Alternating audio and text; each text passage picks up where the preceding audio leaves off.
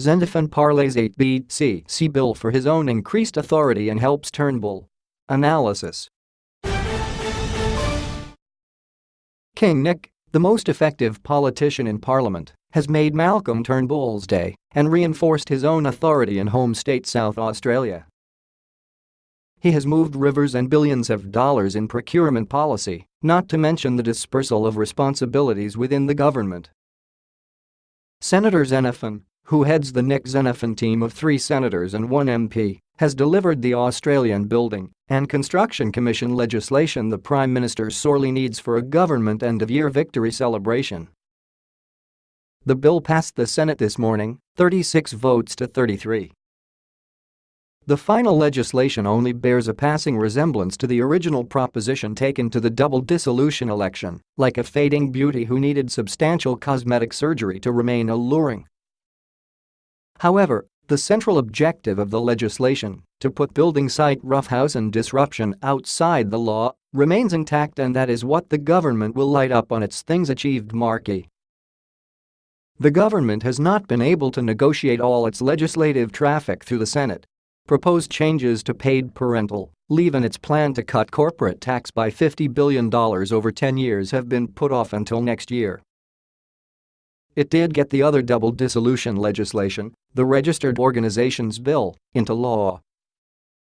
But there is no sign of legislation to permanently ban refugees kept on Manus and Nauru Islands from ever visiting Australia, even as citizens of a third country.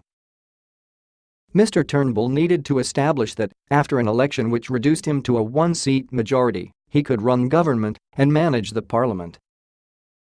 The slightly dented trophies of the ABCC and the registered organization's successes will achieve that. And as a senior Liberal stingingly noted, the ABCC is something Tony Abbott and Eric Abetz couldn't do. The changes are the add-ons demanded by the crossbench for the votes needed to counter Labour and the Greens.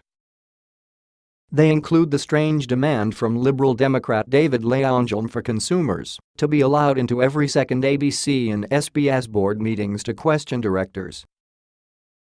The changes are evidence the crossbench senators are not wholly committed to the ABCC. They see it more as a vehicle for their own influence and pet projects. Senator Leongelm once tried to leverage his support for it to get a new shotgun. The Turnbull government is not the first to be put at the mercy of a small clutch of senators and won't be the last. It was in a political bind. Voters are likely to simply note that promised legislation has been passed, whereas failure would have seen them mark down the government as being impotent. This is the price paid for the end-of-year bragging rights. Senator Xenophon won South Australia an extra 450 gigalitres in environmental water flows from the Murray River in negotiations with Mr. Turnbull. This process saw Deputy Prime Minister Barnaby Joyce, who has titular control of water policy, forced to take a step back. From March, government projects worth more than $4 million will have to show preference for local suppliers, sources and labour and ensure materials meet local standards.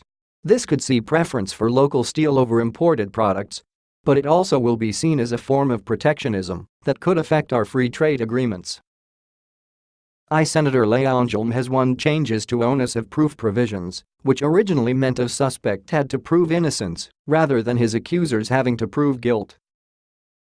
Darren Hinch supported changes to protect subcontractors.